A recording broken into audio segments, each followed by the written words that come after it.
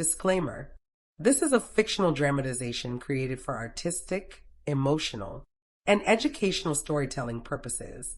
All characters and events are entirely fictional and created using AI tools. No impersonation, misrepresentation, or harm is intended.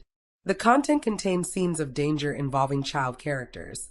However, no real persons or minors were involved in its production. Grace's Love Stories produces scripted, AI-generated stories that promote entertain, inspire kindness, and emotional connection. We respect our viewers and strictly adhere to YouTube's policies. The air tasted of ash, an ending. A pall of gray smoke choked the moon, turning its silver light to a bruised, sickly orange that bled through the canopy of the blackwood. It was a hunter's moon, sharp and cruel, but tonight it watched a different kind of hunt. The forest was burning. For Caira Lineth, the fire was a familiar companion. It was in the brand seared into the flesh above her heart, a constant, itching reminder of her exile. It was in the rage that smoldered in the hollow space where her wolf should have been. Tonight, however, the fire felt different. It carried the scent of blood, rich and metallic, and the ozone crackle of shifter magic unraveling. A great power was dying out there, and some broken, primal part of her was being pulled toward the devastation like a moth to a funeral pyre. She moved through the undergrowth with a silence born of years spent on the edges of things. The pack had cast her out, branded her wolfless, an Omega curse who had dared defy the Alpha King's claim. Here in the borderlands, survival was a brutal currency paid in vigilance. Twigs did not snap beneath her worn leather boots. Her breath was a controlled, shallow whisper against the roar of the approaching flames. The sounds of the hunt echoed faintly, the baying of silver-collared hounds and the triumphant shouts of men who believed they had cornered a god. They were wrong. They hadn't cornered a god. They had only wounded him. Caira knew his scent. It was a memory burned into her soul deeper than the brand on her skin. It was the scent of thunderstorms gathering over ancient mountains, of cold iron and pine sap, of an authority so absolute it felt like a physical weight. Even now, tainted by blood and smoke, it was unmistakable. Errand Calethorn, the Alpha King, who had looked at her with eyes like chips of ice and declared her nothing. Her first instinct was to turn, to flee into the shadows and let the forest claim its due. Justice, her bitter heart hissed. Let the hunters and the fire finish what he started. Let the king who cast her into the flames be consumed by them. It was a clean, simple ending. He would die, and she would remain a ghost, finally untethered from the memory of his rejection. But the scent of his blood was a hook in her gut, pulling her forward. It was not loyalty. It was not love. It was a horrifying, instinctual magnetism she could not name, a resonance in her bones that screamed, Alpha, wounded, ours. She found him in a small clearing where the fire had already swept through, leaving behind a hellscape of skeletal, glowing trees and a carpet of embers. He was pinned beneath a massive, smoldering pine limb, its weight crushing his leg.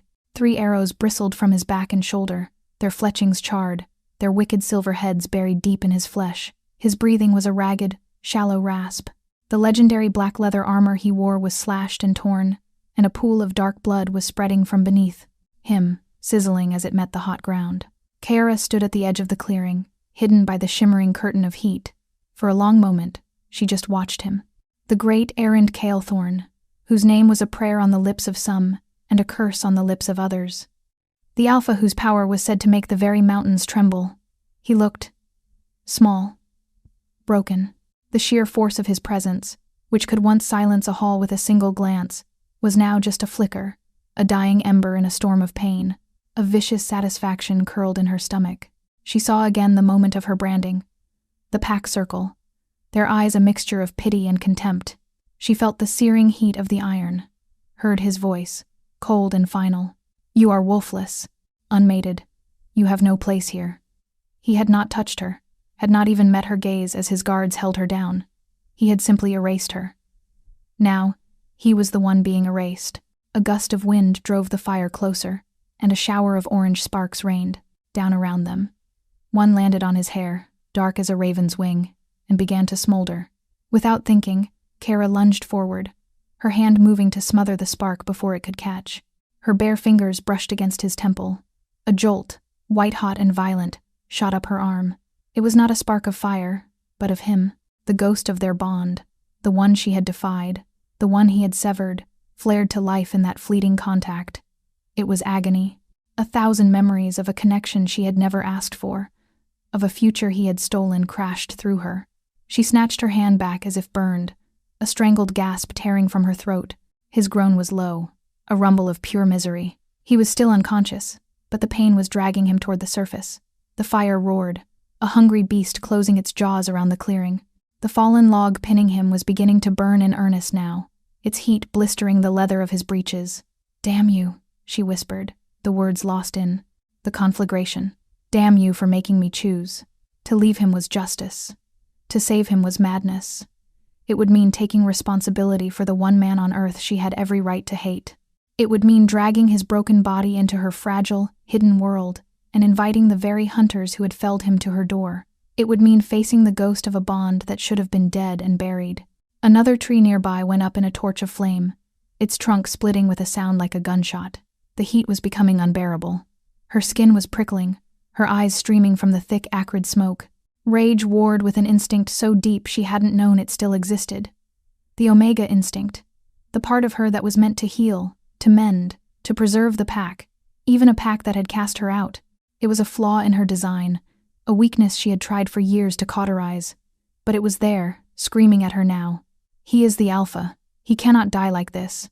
With a curse that was half a sob, she moved. Her hands, calloused from years of foraging and fighting, found purchase on the massive pine limb. It was heavy, slick with his blood and hot to the touch. She braced her feet in the ash-covered earth, her back straining, every muscle in her body screaming in protest. She was strong, but he was a king, and the weight of his world seemed to be in this single piece of wood. "Get off of him," she grunted through clenched teeth, pouring every ounce of her fury, her pain, her years of lonely survival into the effort. The log shifted, an inch, then another. With a final, guttural roar that was more animal than human, she heaved. The log rolled aside, crashing into the bed of embers with a shower of sparks. Aaron's body slumped, free but inert. Kyara fell to her knees beside him, her chest heaving, her lungs on fire. The air was thick with the smell of his blood. She grabbed the collar of his tunic, her knuckles brushing the strong column of his throat. His skin was fever-hot. He was a dead weight, an anchor of muscle and bone that would drag them both to hell. She began to drag him. There was no grace in it. Her boots slipped in the ash and blood. Her arms felt as if they were being torn from their sockets. She pulled him backward, away from the worst of the flames, toward the relative safety of a rock outcropping she knew of, a shallow cave hidden behind a curtain of ancient ivy. Every foot was a battle. His armor snagged on roots, his head lolled, his face turned toward her, his features slack in unconsciousness. The arrogant line of his jaw, the proud set of his mouth, all of it was erased by pain, leaving behind only a stark, vulnerable masculinity that was somehow more dangerous than his power had ever been. His blood was smearing across her clothes, soaking into the rough-spun fabric, warm and sticky against her skin. His scent filled her lungs, a suffocating miasma of power and pain.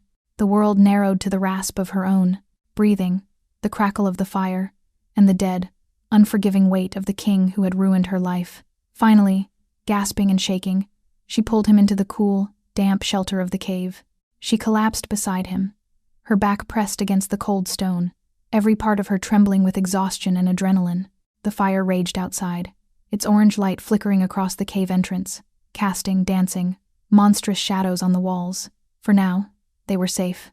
She watched him, her breath slowly evening out. His face was pale beneath a layer of soot, his lips tinged with blue. She reached out a hesitant, trembling hand and pressed 2 fingers to the side of his neck, searching for a pulse.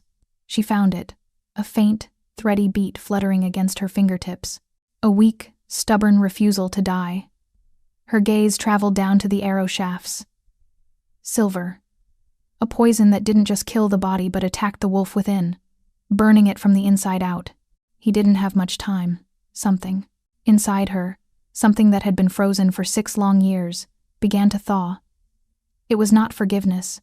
It was a terrible, consuming sense of ownership. She had pulled him from the fire. She had dragged him here. His life, however fleeting, was now in her hands. His blood was on her skin. As she watched, his brow furrowed. A low sound escaped his lips, Not a groan of pain this time, but a single, broken syllable. A name. Kay. Her heart stopped. It was her name. A name he had never spoken with anything but contempt, now whispered like a prayer from the depths of his delirium. Then, his eyelids fluttered. Slowly, agonizingly, they opened. His eyes, the color of a storm-tossed sea, found hers in the flickering firelight. The imperious coldness she remembered was gone. The arrogance, the judgment, all of it had been burned away, leaving behind something raw and unguarded. They were hazy with pain, filled with a shocking, desperate clarity, and in their depths, she saw not the king, who had condemned her, but the man who was drowning, reaching for the one person who had just pulled him from the flames. His eyes were open, but the king was not truly there. The sea storm blue was clouded with pain, a fog of delirium separating him from the world. Yet, he saw her. Kiera knew it in the subtle shift of his gaze, the way it fixed on her face as if she were the only solid thing in a world that was burning down around him. His lips parted, dry and cracked, but only a faint, shuddering breath escaped. The name he had whispered before hung in the air between them, a ghost she refused to acknowledge. Kiera scrambled back, her heart hammering a frantic, terrified rhythm against her ribs. The cool stone of the cave wall was a shock against her overheated skin. To be seen by him, truly seen after 6 years of invisibility, felt like being flayed open. The old shame, the humiliation of her public casting out, rose like bile in her throat. She was a scavenger, a shadow dweller, in filthy, worn leathers, her face smudged with soot and her hands stained with his blood. He was the king, even broken and dying. The chasm between them felt as vast and uncrossable as ever. "Don't look at me," she hissed, the words raw and brittle. His gaze didn't waver. There was no judgment in it, no recognition of her lowly state. There was only a desperate, silent plea. The great Alpha King, stripped of his power, his voice, his very strength, was pleading with the wolfless Omega he had discarded. The irony was so bitter it tasted like poison. The fire outside surged, illuminating the gruesome tableau within the cave. The 3 arrow shafts jutting from his body seemed to mock her, silver-tipped, forged to kill a shifter's wolf first, then the body. If she did nothing, the poison would finish its work, dissolving his inner beast into agony and ash before stopping his heart. He would die without his wolf, just as she had been forced to live. A part of her, the dark, vengeful part that had kept her alive in the borderlands, screamed for that justice. Let him feel it. Let him know the hollowness, the silence where a primal, beating heart should be. But another part, the stubborn, buried core of her that was Omega, recoiled in horror. It was an instinct that defied logic and hatred. An Alpha could not die this way, not while she was here. It was a violation of the natural order, a tear in the fabric of their world that she felt in her very bones. "Damn it," she breathed, the conflict tearing her apart. She pushed herself off the wall, her movements jerky and reluctant. Her own survival depended on anonymity. Harboring the wounded king was a death sentence. The hunters would track him, and they would find her. Her carefully constructed solitude would be shattered, and they would kill her for sport, a wolfless stray caught in the crossfire. Yet, she couldn't leave him. She was bound to this moment, not by love or loyalty, but by the terrible weight of his life, which she had chosen to lift from the fire. Her gaze fell to the hunting knife sheathed at her own hip, a crude, sharpened piece of steel she'd salvaged. It wouldn't be enough.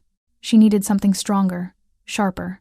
Her eyes scanned his body and found the hilt of his own dagger, a magnificent weapon of dark, patterned steel, its pommel shaped like a snarling wolf's head.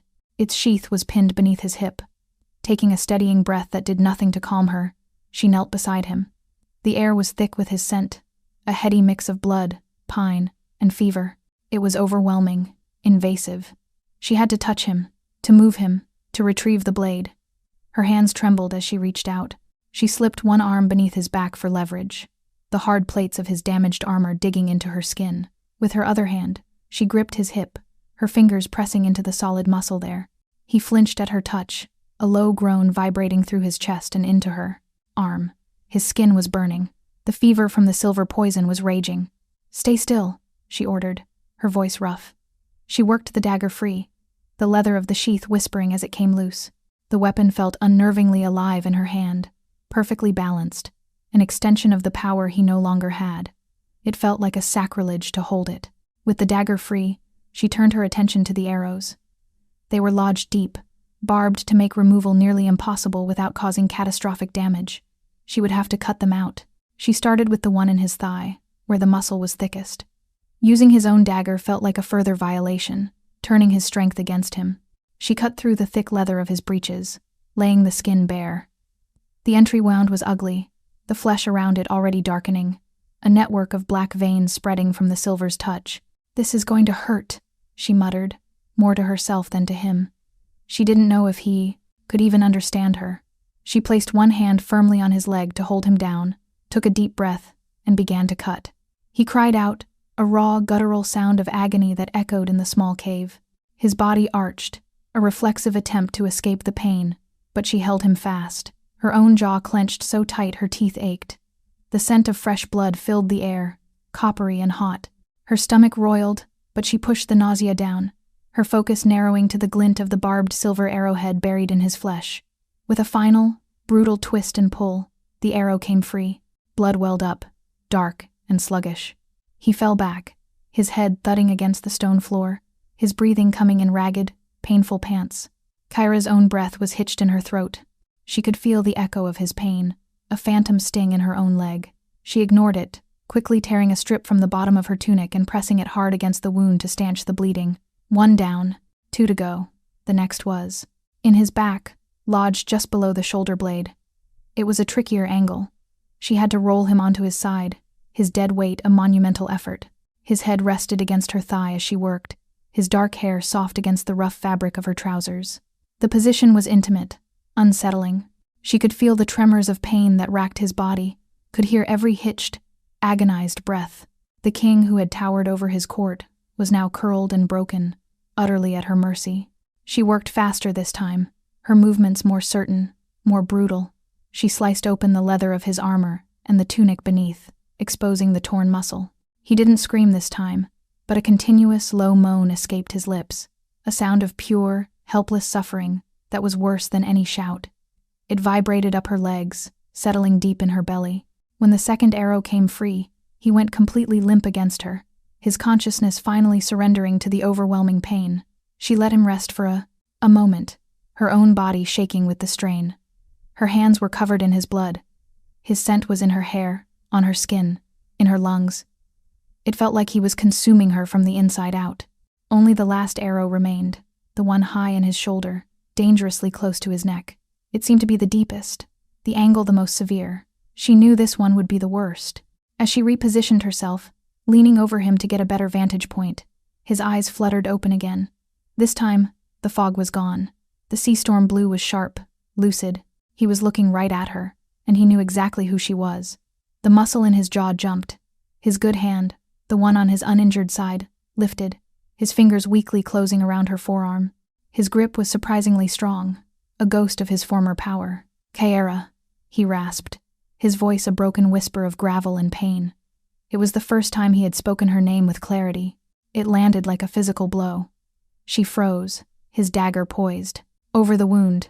"Let go of me." His eyes held hers, and in them she saw a maelstrom of emotions.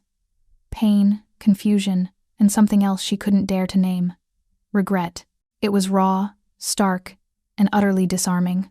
"Why?" he breathed, the word a puff of air. "Why are you saving me?"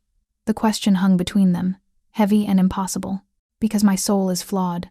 Because my instincts are a curse. Because I am not as cruel as you are." She said none of it.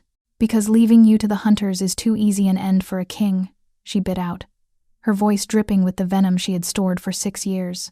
His fingers tightened on her arm for a second, a flicker of the old alpha command, before his strength failed and his hand fell away. His eyes closed, a silent admission of defeat. The brief moment of connection was severed, and it left Kyra feeling hollow and shaken. She forced herself to focus, her touch turning clinical again. She cut around the last arrowhead, her movements precise. The blood flowed hotter, faster, closer to his heart. As she gripped the slick shaft of the arrow, readying for the final pull, a searing, white-hot agony erupted over her own heart. Kyra cried out, a sharp, involuntary gasp of pain, dropping the arrow. She stumbled back, clutching her chest. It was the brand, her mark of exile. It was burning, not with the memory of heat, but with a fresh, live fire, as if the iron were being pressed into her skin all over again. Through the rough fabric of her tunic, a faint, amber light began to glow. She stared down at it in horror, her mind reeling. The brand was a dead thing, a scar. It had never done this. It couldn't do this. From the floor, Erend let out a low groan, his body convulsing as the last of the silver's poison was forced from his system. And as he shuddered, the light from her brand pulsed in time with the spasms of his body. Her horrified gaze snapped back to his face. His eyes were open again, wide with disbelief and dawning comprehension. He wasn't looking at her face. He was staring at the impossible, pulsing light that emanated from the mark he himself had ordered placed upon her. The severed bond, the connection he had declared null and void, was not dead. It was screaming, awakened by his near death and her unwilling act of salvation, forging a new and terrifying link between the rejected Omega and the dying king. The amber light pulsed one last time, a silent, agonizing heartbeat against Kara's skin, and then it was gone. The burning sensation receded, leaving behind the familiar, dull ache of the scar. But the air in the cave had changed. It was thick with a new and terrifying truth, an energy that crackled between them, raw and exposed. The connection he had publicly severed, the bond he had branded her for defying, was not dead. It had been sleeping, a dormant beast awakened by blood and fire. Kara stared at him, her breath caught in her lungs. His eyes, wide and lucid, were fixed on the spot over her heart where the light had been. The Alpha King, the man of iron will and unshakable certainty, looked utterly lost. The foundations of his world, of the decision that had defined both their lives, had just crumbled into dust. How? The word was a shattered thing, barely audible over the sound of his own labored breathing. Kyra found her voice, and it was a weapon. "You tell me," she spat, scrambling back until her shoulders hit the far wall of the cave, putting as much distance between them as the small space would allow. "You're the one who held the branding ceremony. You're the one who declared it broken." She hugged her arms to her chest, a useless gesture. The brand was hidden beneath layers of leather and cloth, but she felt as if it were blazing on her skin for all the world to see.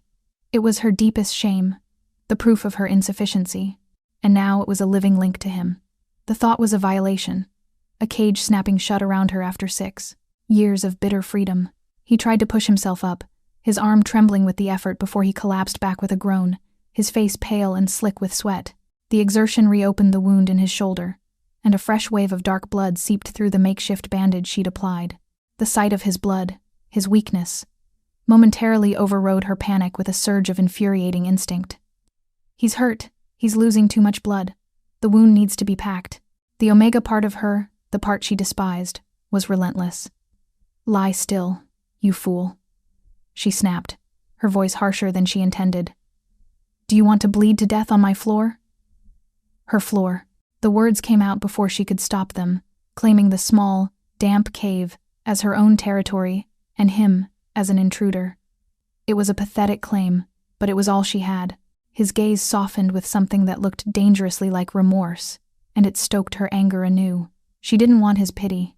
She didn't want his regret. She wanted the void, the comfortable, cold hatred she had nurtured for years. Ignoring him, she turned her attention to the practical matters of survival. It was a way to regain control, to build a wall against the chaos he had brought into her life. She moved to the back of the cave, where a small leather pouch held her meager possessions. She pulled out a handful of dried moss old man's beard, good for packing wounds, and a clutch of broad green leaves she'd gathered that morning. Yarrow. It would help stop the bleeding and fight the fever. Her hands were shaking as she crushed the leaves between 2 stones, the sharp, medicinal scent filling the small space. Every sound was magnified, the wet rasp of his breathing, the drip of water from the cave ceiling, the distant crackle of the dying forest. She worked with her back to him, unable to bear his gaze. She could feel it on her, a physical weight. He was watching her every move, re-evaluating, trying to understand the impossible thing that had just happened. When she had a crude poultice ready, she took a deep breath and forced herself to turn back to him. He hadn't moved.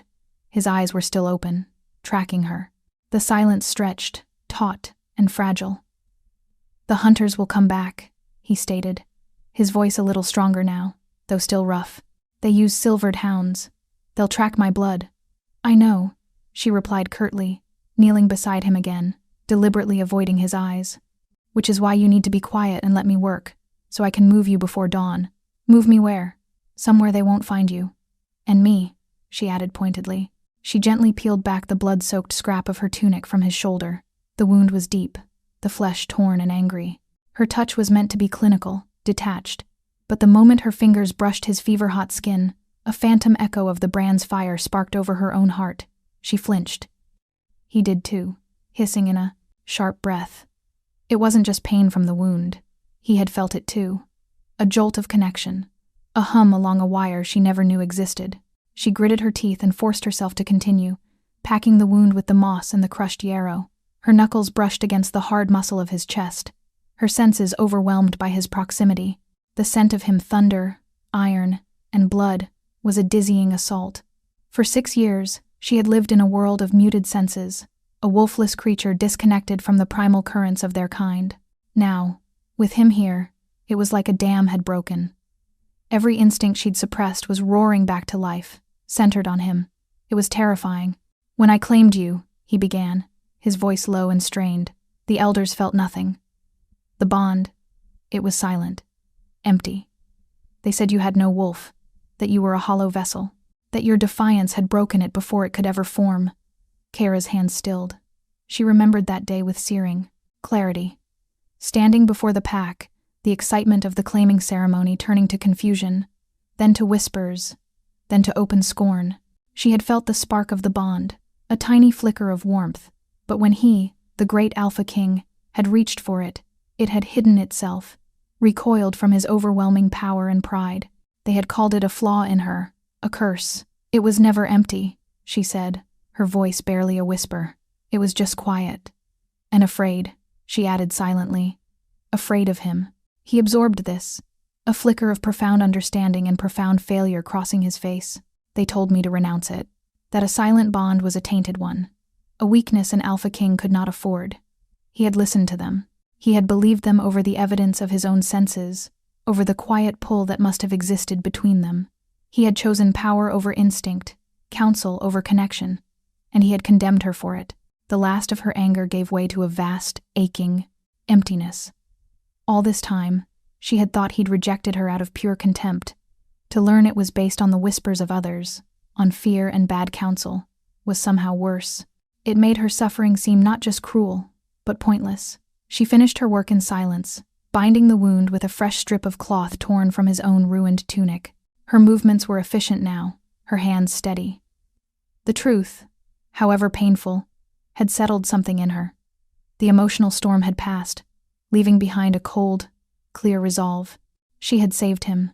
She would hide him, and when he was strong enough to walk, he would leave. The bond could scream all it wanted. She would not be his to claim. Not now. Not ever. Her life was her own, forged in the fires of his rejection.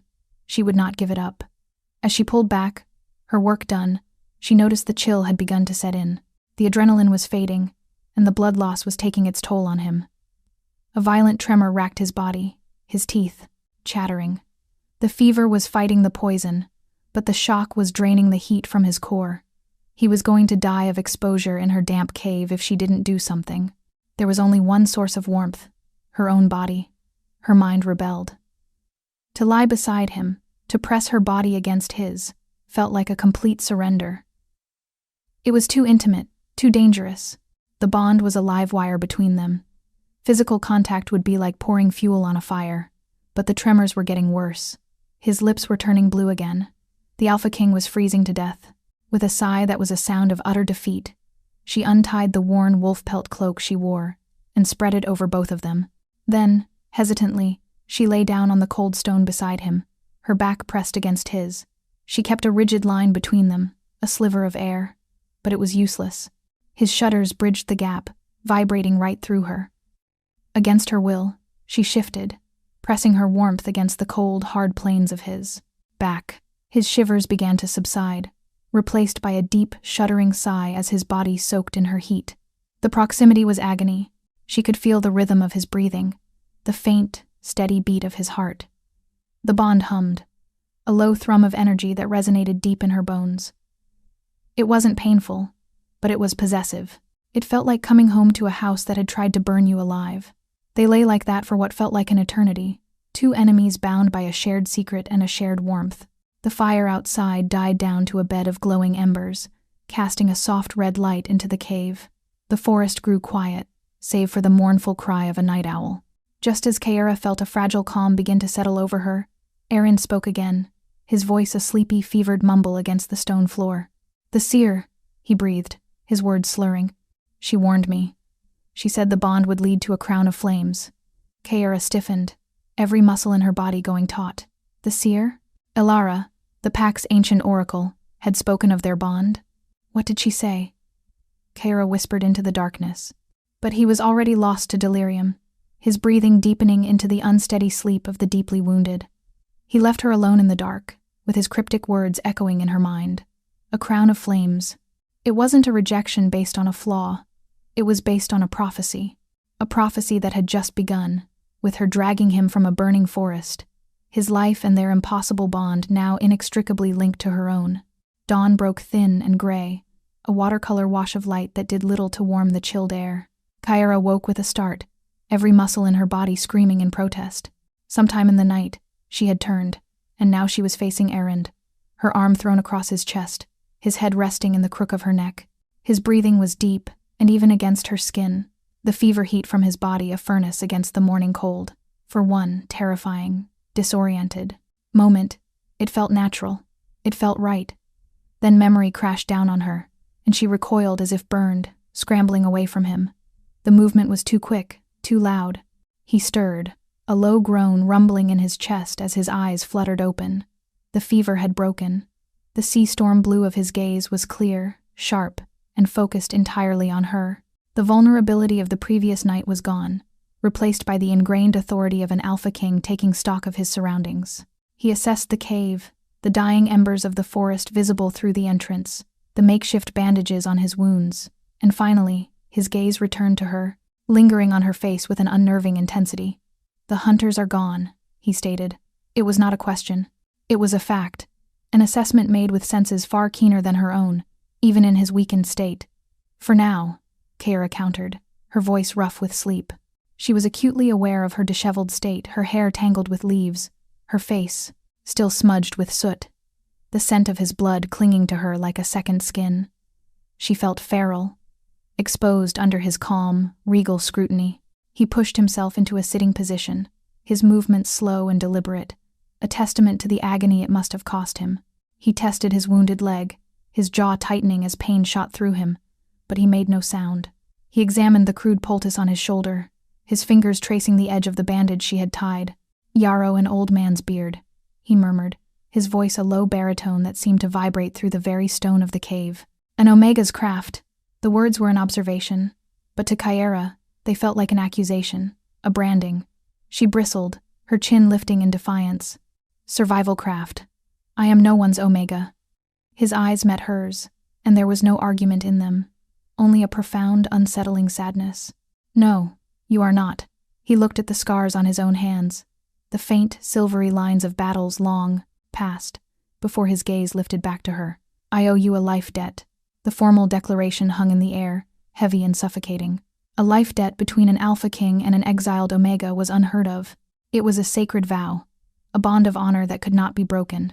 It tied them together more surely than any claiming mark. "I don't want your debt," she said, her voice tight. "I want you gone. As soon as you can walk, you leave, and you never speak of this place. You never speak of me. That is the only payment I will accept." "That is not how a life debt works, Kiara," he said, his use of her name sending an involuntary shiver down her spine. "It is not a thing to be negotiated or refused. It simply is. My life is now bound to the protection of yours." A hysterical laugh bubbled in her throat. "My protection? You think I need your protection? I have survived 6 years in the borderlands while you sat on your throne. I survived your judgment, your pack, your brand. The only thing I have ever needed protection from is you." The truth of her words struck him like a physical blow. He flinched, his gaze dropping. For the first time since she had known him, Aaron Calethorn looked truly humbled. The arrogance that had always coated him like a second skin had been stripped away, leaving the man beneath raw and exposed. "You are right," he admitted, the words seeming to cost him dearly. But the hunters who did this to me are not pack. They are fanatics, zealots who hunt shifters for sport and for power. They carry silver and wolfsbane, and they will not stop. They tracked me once, they will track me again, and now your scent is tangled with mine. To them, you are no longer an exile. You are an accomplice. Her blood ran cold. He was right. Her scent, the scent of this cave, would be inextricably linked with his. She had not just saved him from the fire. She had painted a target on her own back. Her carefully constructed anonymity was gone, burned away in a single night. What was the prophecy? She demanded, seizing on the words he had spoken in his delirium. The seer. What did she tell you about a crown of flames? He looked away, his jaw tight. It is not my place to speak of the seer's visions. Not your place? Her voice rose, laced with disbelief and fury. You exiled me based on this prophecy. You marked me and cast me out to die because of words you won't even repeat to my face. I think it is exactly your place. He finally met her gaze, and the torment in his eyes was so profound it stole her breath. She said our bond would not unite the packs, but immolate them. That it would forge a crown, not of gold, but of flames, and that I would have to walk through the pyre of my own kingdom to claim it. He paused, his voice dropping to a raw whisper, and that the Omega who carried the spark of this fire would have to be sacrificed to prevent it. Sacrificed. The word was a stone dropping into a deep, silent well. It wasn't a rejection, it was a death sentence, deferred. He hadn't just cast her out to save his kingdom from a tainted bond. He had cast her out to save her life. He had chosen to exile her rather than kill her as the prophecy, and likely his counsel, demanded. Kiara sank back against the wall, the strength draining from her limbs. The narrative of her life, the simple, clean story of a cruel king and his wronged victim, had just been ripped to shreds. The villain of her story was not a monster. He was a man who had made an impossible choice. He had chosen his kingdom over their bond, but he had chosen her life over his kingdom's safety. He had sent her away, branded and shamed, but alive. Why? She whispered, the question fragile. Why not just tell me? Why the humiliation? The branding? Because no one would have let you leave, he said, his voice heavy with the weight of his past decision. My council would have seen you as a threat to be eliminated. The pack would have seen you as an ill omen. The only way to get you out, to make them forget you, was to make you nothing, to declare the bond void, to brand you wolfless. It was the only way they would let you walk away. He looked at his hands again. It was a cruelty I chose to save you from a fate I could not bear to deliver. The confession was devastating.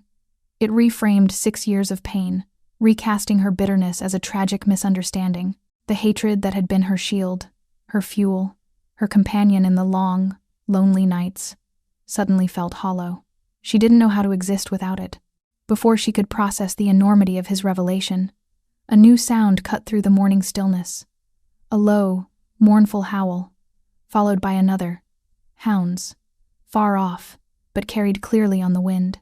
Erend was on his feet in an instant, his pain forgotten, his body thrumming with renewed alpha energy. Silvered hounds, he growled, his eyes scanning the forest beyond the cave. They've found the trail. Panic, cold and sharp, pierced through Kara's shock. Her world, which had just been turned upside down emotionally, was now about to be physically overrun. We have to go, she said, her survival instincts kicking in, sharp and clear. Now, she began to move, grabbing her meager supplies, her mind racing. There was a river a mile to the west. If they could make it there, they could mask their scent, throw the hounds off. It was their only chance. Erend watched her, a new light in his eyes. It was not the gaze of a king looking down upon a subject. It was the gaze of a wolf looking at his equal. He saw not the wolfless Omega, but the survivor, the strategist. He took a step, his injured leg buckling slightly, but he caught himself against the cave wall. I will slow you down. Then you'll have to keep up, she retorted, shoving a water skin into his hand. She met his gaze, and for the first time, there was no anger between them. Only a grim, shared purpose. The past was a ghost, but the present was a hunt, and they were the prey. The debt you say you owe me? This is how you pay it. You live. He gave a short, sharp nod, his face set in a mask of determination. The Alpha King was back, not in arrogance, but in sheer, unyielding will. As they slipped out of the cave and into the gray, smoke-filled light of the morning, the howling of the hounds grew closer. Kyra took the lead, her knowledge of the terrain their greatest weapon. Erend followed a step behind, his limp pronounced but his pace steady. He was pushing through the pain, his gaze fixed on her back. He had once cast her out to walk into the wilderness alone. Now, he was following her into that same wilderness, his life in her hands. The prophecy had spoken of a crown of flames, and as they ran from the baying of the hounds, Kyra felt the first spark of its heat, a terrifying fire being kindled not by hatred, but by the terrible, fragile weight of a debt carved in scars.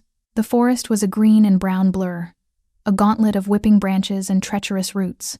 Kyra ran with the desperation of a creature who knew every shadow, every game trail, every hollow that could offer a moment's respite. The howls of the silvered hounds were a relentless pressure at her back, a promise of silver fangs and a brutal, merciless end. Her lungs burned, a fire that rivaled the one that had ravaged the woods the night before. But the fire in her lungs was nothing compared to the inferno of confusion and terror in her mind. He sacrificed you to save you. The thought was a repeating rhythmic torment, matching the pounding of her boots on the damp earth. Every step was a fresh collision with a truth she couldn't yet accept. The man behind her, the cause of all her suffering, was also her secret savior. Erend kept pace. She could hear his breathing, harsher than her own, each exhalation a testament to the agony his wounded body was enduring. He did not complain. He did not falter. He simply followed, his gaze fixed on her back, a silent, grim shadow of the king he had been. The shift in their dynamic was a dizzying thing. For 6 years, she had been the one running from him. Now, she was leading him in flight, her knowledge of this wild, untamed land the only thing keeping them alive. The baying grew closer, sharper. They were gaining. The hounds were bred for this, relentless, tireless hunters. Kyra's heart hammered against her ribs. They wouldn't make it to the river in time. She risked a glance over her shoulder. Erend's face was a mask of pale, sweat-sheened resolve, but a fresh stain of red was spreading across the bandage on his thigh. He was pushing himself too hard, reopening his wounds. They needed to break the scent trail now. "This way," she commanded, veering sharply off the trail and plunging into a thicket of thorny berry bushes that tore at their clothes and skin. She led them into a shallow, muddy creek bed, its water sluggish and brown. It wasn't the roaring river she'd been hoping for, but it would have to do. "Walk in the water. It will help," she ordered, her voice a breathless command. The thick, cloying mud sucked at their boots, making each step a struggle. The cold water was a shock, seeping into their worn leather, but it was a welcome balm to Kyra's burning muscles. For Erend, it was a different story. The chill seemed to sap the last of his strength. A violent shiver racked his body, and he stumbled, catching himself on a low-hanging branch, his knuckles white. "I can," he began, his teeth chattering, but the words died in a ragged gasp. "Don't talk. Just walk," she snapped, though the command had lost its edge, replaced by a gnawing anxiety. They followed the creek for what felt like an eternity, the thorny banks closing in around them, the sound of the hounds mercifully growing more distant, confused by the broken trail. Finally, the creek widened, spilling into the river she had been aiming for. It was a churning, gray torrent, swollen with recent rains, its roar a deafening symphony of power, safety, and a new danger. "We have to cross," she yelled over the noise. "On the other side, there are cliffs, caves. We can hide there." He just nodded, his eyes slightly unfocused, the cold and the blood loss finally overwhelming his iron will. Kyra went first, testing the current. It was strong, pulling at her legs, the rocky riverbed slick and treacherous beneath her feet. She was halfway across when she heard a muffled splash behind her. She whirled around. Erend was down on one knee, his wounded leg having given out completely. The current was pushing against him, and he was struggling to find purchase, his face a grimace of pain and frustration. A wave of icy water crashed over his shoulders, and he disappeared beneath the surface. "No!" The cry was ripped from her throat, a raw, instinctual sound. Without a second thought, she fought her way back against the current. She saw his hand break the surface, grasping for something that wasn't there. She lunged, her fingers closing around his wrist. She pulled with all her strength, her feet slipping on the slick stones. He was a dead weight, his armor and the waterlogged leathers threatening to drag them both down. She got her arm under his shoulders, hauling his head above the water. He came up sputtering, coughing, his eyes wide with the shock of the cold. "I've got you," she shouted, her voice thin against the river's roar. "Don't fight me." He was shivering uncontrollably now, his body a block of ice against hers.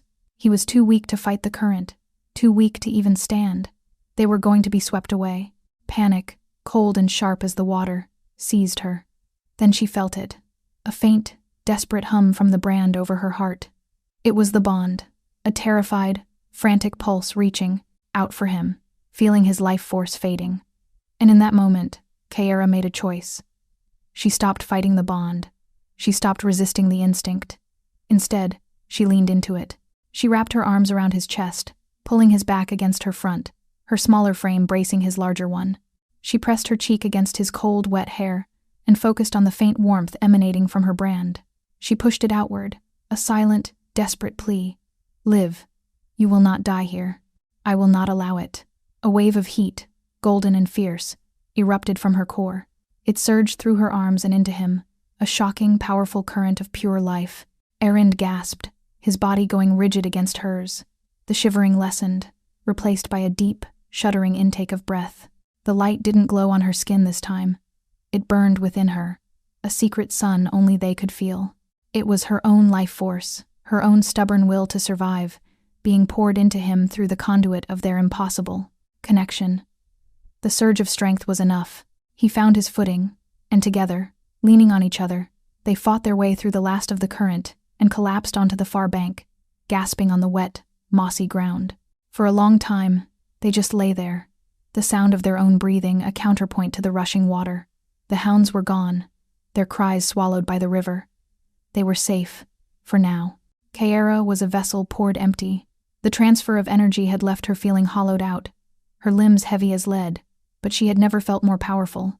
Erend rolled onto his back, his chest rising and falling deeply. He turned his head and looked at her. The gratitude in his eyes was so profound, so raw, it was like looking into the heart of a star. It was more intimate than any touch, more binding than any vow. "Kiara," he whispered, and her name was a sound of reverence. She couldn't speak. She just shook her head, pushing herself shakily to her feet. "We need to find shelter before the cold finishes what the river started." He followed her gaze to a dark slash in the cliff face a few hundred yards upstream, a small, shallow cave, barely more than an overhang, but it was dry and out of the wind. They stumbled toward it, their bodies clumsy with exhaustion. Inside, they huddled together in the damp chill, the adrenaline fading and leaving them with nothing but the cold, their shared body heat the only source of warmth. Kiara's teeth began to chatter, the delayed effect of the icy water and the energy she had expended. Erend shifted, his movements slow. He reached out, not to touch her, but to gently push the wet, matted hair from her face. His fingers were still cold, but his touch was surprisingly gentle, hesitant. "You saved me," he said, his voice low. "Again." "We saved each other," she corrected, unwilling to take the full weight of what had happened. His gaze dropped from her eyes to her throat, to the area just above, her collarbone. His expression changed, a shadow of dread and horror passing over his features. "What is it?" she asked, her own hand flying to her neck. His hand came up, his fingers trembling slightly as they hovered over her skin, not quite touching. "When they shot me," he said, his voice a strained whisper. "The arrows were not just poisoned. The leader, a man with eyes like chips of ice, he put a mark on me, a hunter's brand. It ensures their hounds can always find their prey." Kiara's blood ran cold. "A magical trace?" "More than that," Erend rasped, his eyes locking with hers, filled with a terrible dawning horror.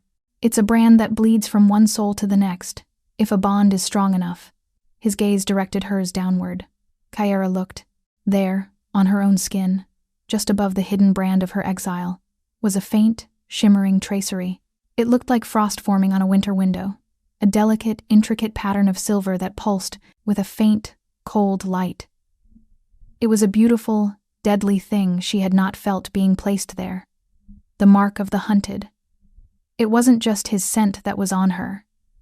It was his curse. They couldn't outrun the hounds, because the prey was no longer just him. It was her, too. The silver tracery on her skin felt colder than the river water. It was an alien thing, a lattice of lethal magic that seemed to leach the warmth from her very blood. Kiara stared at it, her mind a maelstrom of denial and terror. She traced its intricate, frost-like pattern with a trembling finger, half expecting it to burn, but it was just cold, a permanent chill that had nothing to do with the damp air of the cave. "It passed to you," Erend whispered, the words heavy with a guilt so profound it was a tangible presence between them. When you used the bond to save me in the river, you opened the connection, and the mark found a new anchor. She was the anchor, a beacon for the hunters. All her life, she had sought invisibility, anonymity. She had perfected the art of being unseen, unheard. Now, she was carrying a magical flare that screamed her location to the most dangerous men in the land. The weight of it was suffocating. She couldn't breathe. The small cave felt like a tomb, the walls closing in. She scrambled to her feet and stumbled back to the mouth of the cave, leaning against the cold, damp rock, and gasped for air that didn't feel tainted with magic and fate. The river roared below, indifferent. The sky was a flat, unforgiving gray. There was nowhere to run. "Get it off," she said, her voice a low, dangerous command, her back still to him. "I can't," Erend said, his voice raw with helplessness. He had risen to his feet and was standing just behind her. She could feel his heat, his presence, a solid wall of power and regret. "It's old magic, blood magic. It can only be broken by the one who cast it, or by the death of the one who bears it. The death of the one who bears it." The words hung in the air, stark and brutal. Her death, or his. She finally turned to face him, her eyes blazing with a cold, clear fury. "So this is it? This is the culmination of your grand choice? You saved me from a prophecy by exiling me, only to have me marked for death by your own enemies. You have not saved me from anything, Erend. You have only delayed my execution." Her use of his name without his title was a deliberate stripping away of his power, a rejection of the hierarchy that had defined and destroyed her life. He didn't flinch. He absorbed the blow, his expression a mask of torment. "I know," he said softly. "Whatever debt I owed you before is nothing compared to this. I have bound you to my fate, and for that, there is no apology great enough." His sincerity was a disarming thing. It was easier to hate the arrogant king, the distant judge. This broken, remorseful man was far more dangerous, because he chipped away at the walls she had built around her heart. "Apologies won't stop a silver arrow," she retorted, her voice brittle. She hugged her arms around herself, the gesture both defensive and an attempt to warm herself. The chill from the mark seemed to be spreading, a deep, internal cold that had nothing to do with her wet clothes. Erend moved closer, his movements slow, deliberate. He reached out and took her arm, his grip firm but gentle. His hand was warm, a stark contrast to the icy dread seeping through her veins. "No, it won't. Action will." His touch sent a jolt through her, a current of warmth that momentarily fought back the chill of the mark. The bond between them hummed, no longer a terrifying, unknown thing, but a quiet, steady presence. In the river, she had commanded it, used it. Now, it felt less like a cage and more like a shield they held between them. "What action?" she asked, her voice losing its hard edge, worn down by exhaustion and despair. "We can't outrun them. Forever. They have a magical compass, and it's pointing right at my throat. Then we stop running," he said, his eyes burning with a sudden, fierce intensity. The king was back, not in his arrogance, but in his resolve. He was a warrior, a strategist, and his mind was clearly working, seeing a chessboard where she saw only a dead end. "We hunt the hunters." The audacity of the statement shocked her. They were two fugitives, one wounded, one wolfless, against a pack of professional, magically equipped killers. It was suicide. "Are you insane?" she breathed. "They nearly killed you when you were at your full strength. They have silver, hounds, magic. We have a dagger and some leftover moss. We have more than that," he countered, his gaze unwavering. He gently turned her arm over, his thumb stroking the pulse point at her wrist. "We have your knowledge of this land. We have my strength, what's left of it. And," he hesitated, his eyes locking with hers. "We have this." He tapped a finger lightly on the back of his own hand, then looked back at her, a silent acknowledgement of the bond that flowed between them. "You felt it in the river. It is not just a connection, it is a conduit, a source of power." She pulled her arm away, unsettled by the implication. To use the bond meant accepting it. To accept it meant accepting him. It meant untangling 6 years of hatred and pain and weaving it into something new, something she had no name for. "I am not a weapon, Errand," she whispered. "No," he agreed, his voice softening. "You are a survivor, the greatest I have ever known. And I am asking you to help me survive this. Not as my subject, not as a debt to be paid, but as a partner. Partner." The word was a foreign country she had never dreamed of visiting. She had always been alone, defined by her lack, her rejection, to be seen as an equal, a vital part of their survival, by the very man who had decreed she was nothing. It was a profound, terrifying shift. The silence in the cave stretched, filled only by the river's endless song. Kyra looked at him, truly looked at him, not as the ghost of her past or the symbol of her pain, but as the man standing before her. He was wounded. His regal clothes were in tatters. He was marked for death, but he was not beaten. In his eyes, she saw not a request for forgiveness, but a plea for an alliance, an unspoken vow to face the coming storm together. Slowly, she gave a single, sharp nod. A flicker of relief crossed his face. So profound it was like seeing the sun break through the clouds. A fragile trust was forged between them in that small, damp cave, a trust born not of affection, but of shared desperation. The next few hours were spent in quiet, focused preparation. Errand, despite his injuries, directed their efforts with the calm authority of a seasoned commander. He had her gather specific types of stones from the riverbank flat, sharp-edged slate. While she did, he used his dagger to strip bark from a young birch tree, his hands surprisingly deft. He then showed her how to use a cord from his own tunic to bind one of the sharp stones to a sturdy branch, creating a crude but effective spear. They worked in near silence, their movements economical and synchronized. There was a new rhythm between them, an easy understanding that needed no words. He would point to a type of vine, and she would know he needed it for binding. She would bring him a handful of herbs, and he would crush them, mixing them with mud to create a dark paste. "For the scent," he explained, as he began to smear the foul-smelling concoction on his skin. "It won't hide us from the mark, but it might confuse the hound's noses up close. Give us an extra second." He held a handful out to her. Hesitantly, she took the mud and began to apply it to her own face and arms. Their fingers brushed, and the now familiar spark of the bond jumped between them, a silent acknowledgement of their shared fate. This time, she did not pull away. As dusk began to settle, painting the gray sky in shades of bruised purple and orange, Errand stood at the mouth of the cave, leaning on the spear they had made, staring out at the wilderness. He looked less like a king and more like a primal guardian, a spirit of the wild land.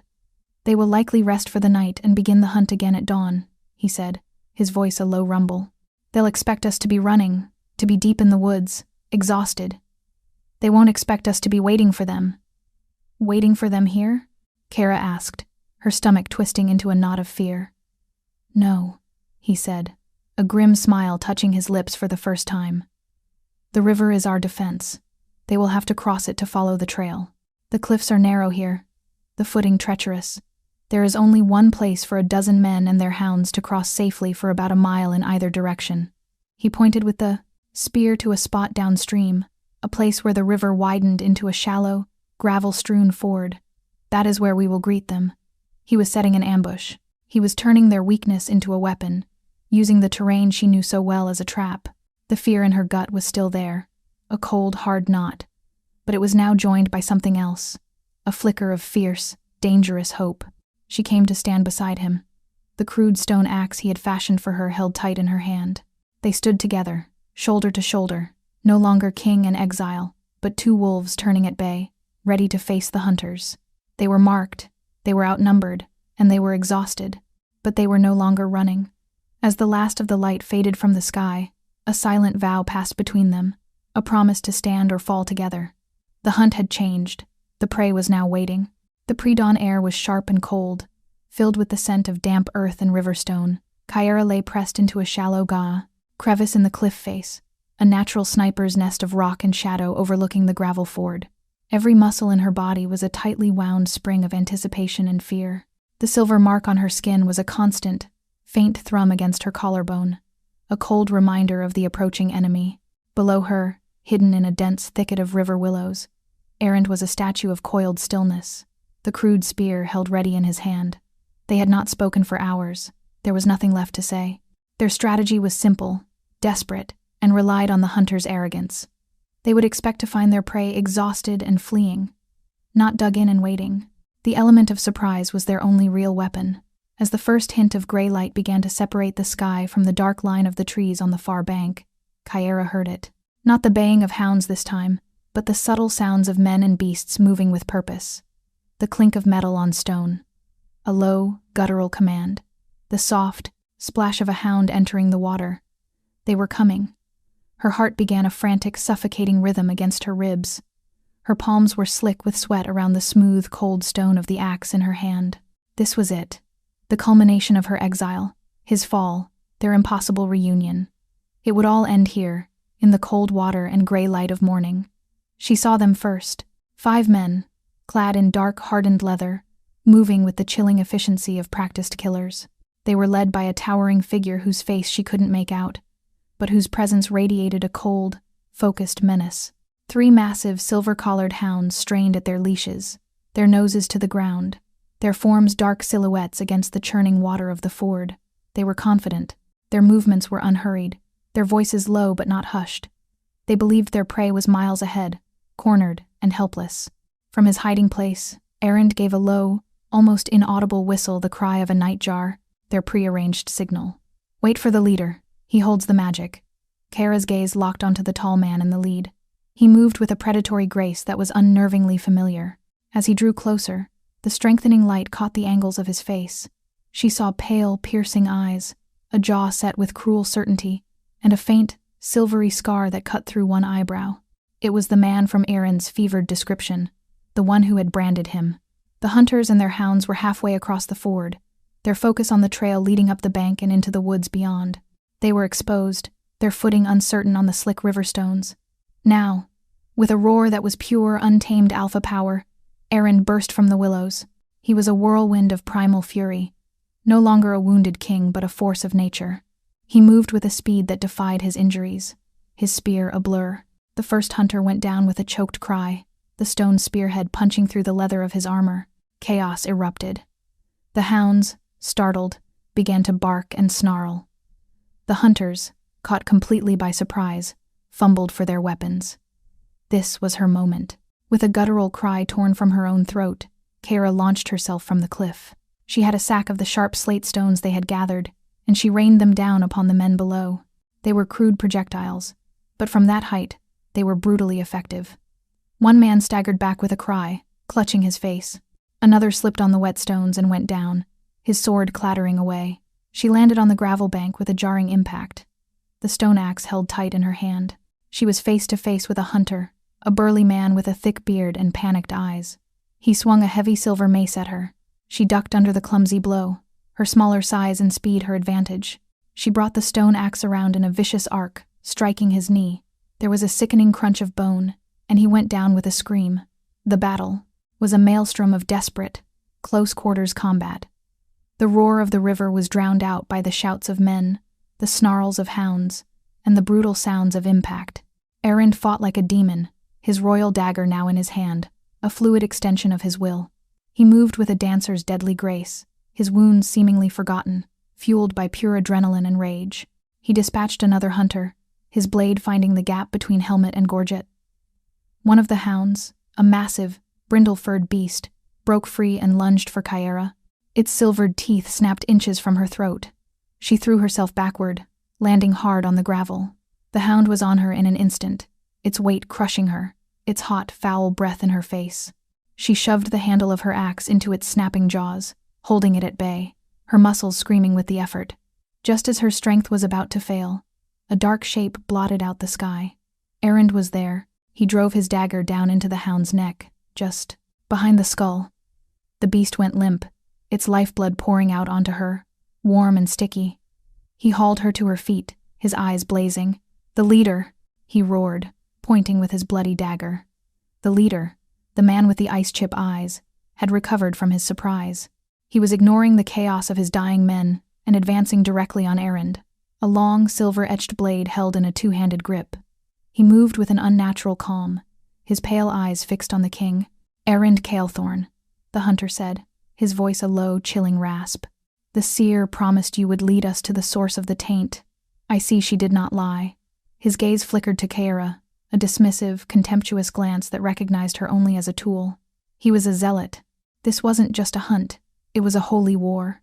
Erend met his charge, their blades clashing with a shriek of steel on silver that sent sparks flying. They were a blur of motion, two masters of their craft locked in a deadly dance. But Erend was wounded, and the long fight was taking its toll. He was a fraction of a second slower, his parries a little less sure. The hunter pressed his advantage, his silver blade weaving a deadly web. Kyera saw her chance. The last hunter and the remaining hound were closing in on Erend's unprotected back. She didn't hesitate. She charged, her stone axe a pathetic weapon against a man with a steel sword. But she was a distraction, a chaos agent. She threw herself at the hunter, not trying to wound him, but to unbalance him, toppling them both into the churning, knee-deep water. She came up sputtering, the hunter's hands closing around her throat, his face a mask of fury. Her vision began to tunnel, black spots dancing at the edges. Her lungs burned. This was it. This was how she died. Suddenly, the pressure on her throat was gone. The hunter's eyes went wide with shock, and he slumped forward, a throwing knife, one she recognized from a sheath on Erend's boot, buried in his back. She was free. But the fight wasn't over. Erend was on one knee, his shoulder bleeding freely from a deep gash the hunter leader had inflicted. His dagger was gone, lost in the river. The leader stood over him, his silver sword raised for the final, killing blow. "The prophecy will be cleansed," the hunter snarled. Time seemed to slow. Kyra saw the sword begin its descent. She saw the grim acceptance in Erend's eyes. He was spent, but she was not. She felt a surge of heat from the brand over her heart. It was the bond, a desperate, roaring inferno. It was not asking, it was giving. It was a wellspring of power that had been dormant for years, now awakened by blood and desperation. It was her wolf, the one they said she never had.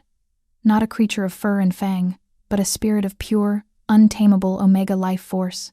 She opened her mouth, and it was not a scream that came out, but a wave of pure energy, a silent, concussive force that struck the hunter leader like a physical blow.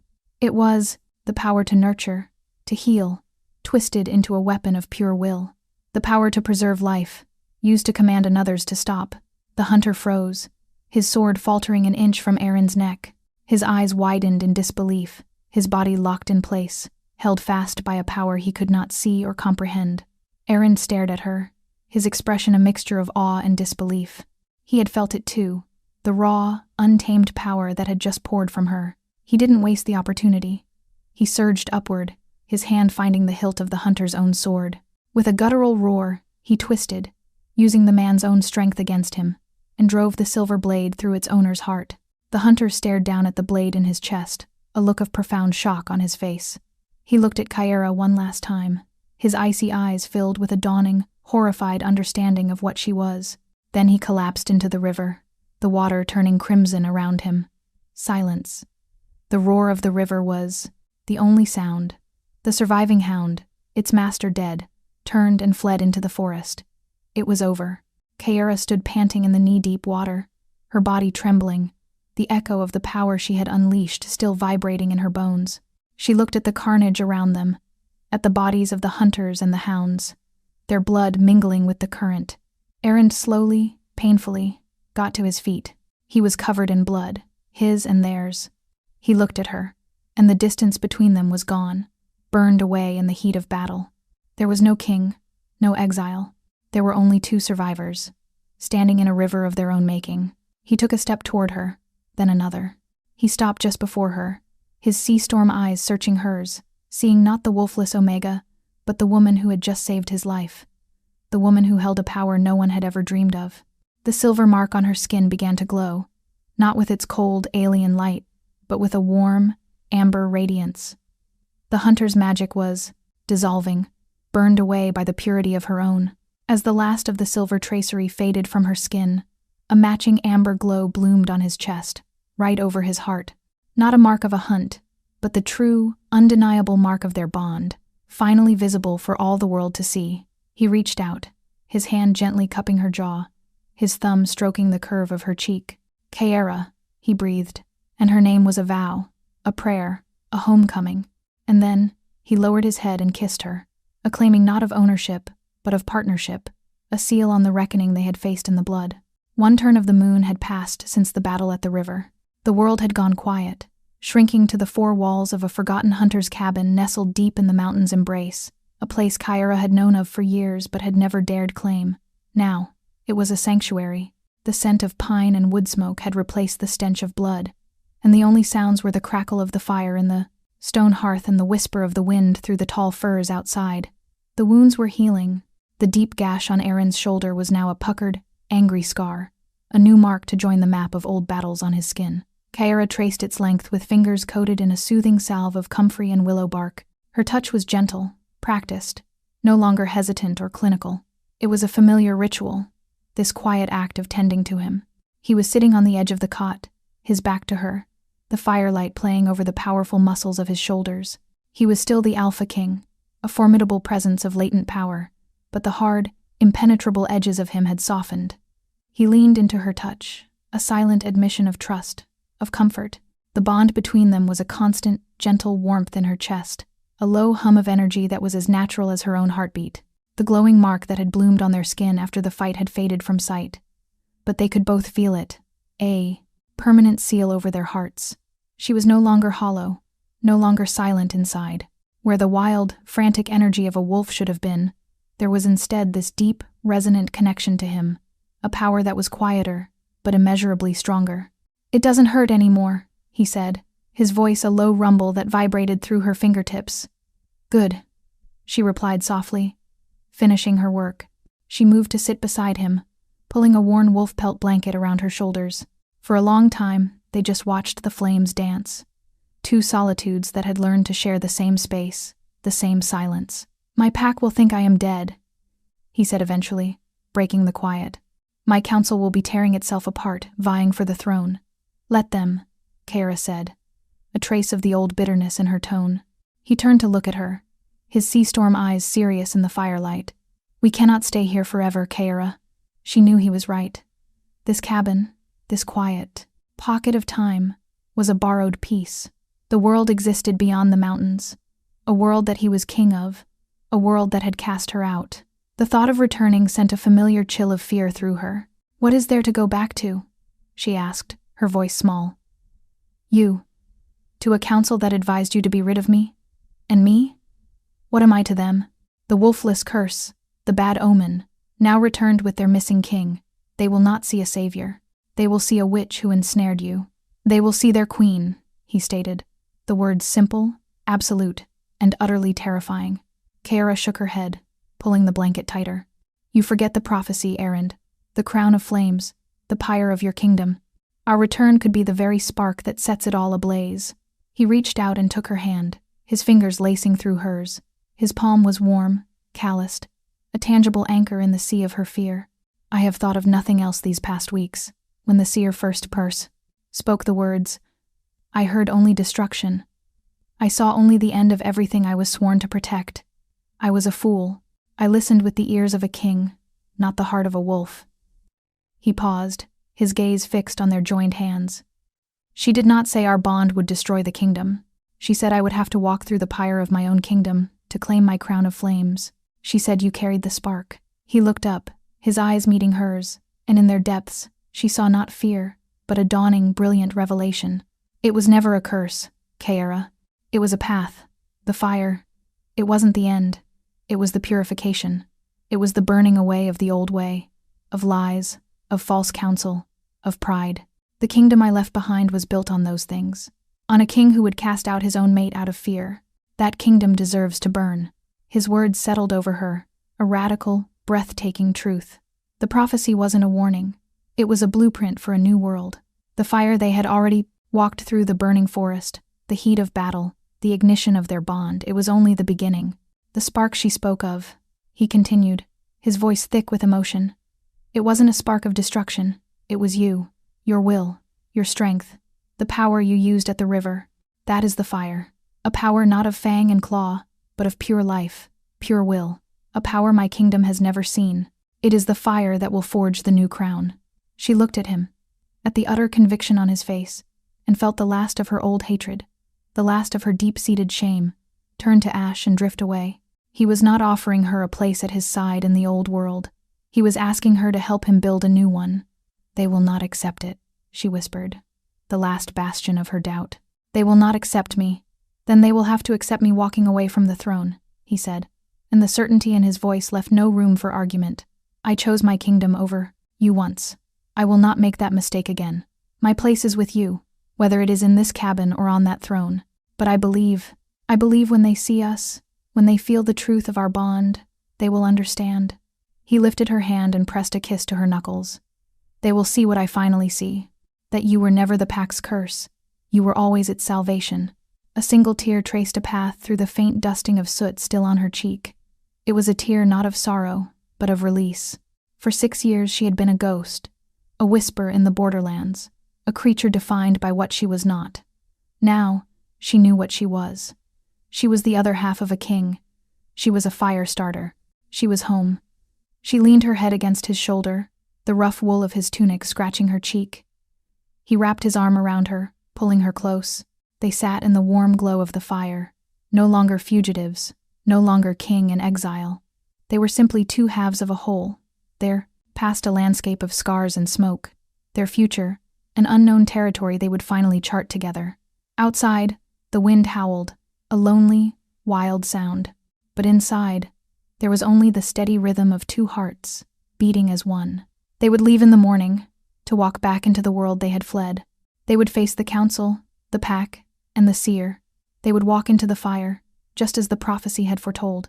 But this time, they would hold the torch. And the crown of flames was not a curse to be feared, but a promise to be kept.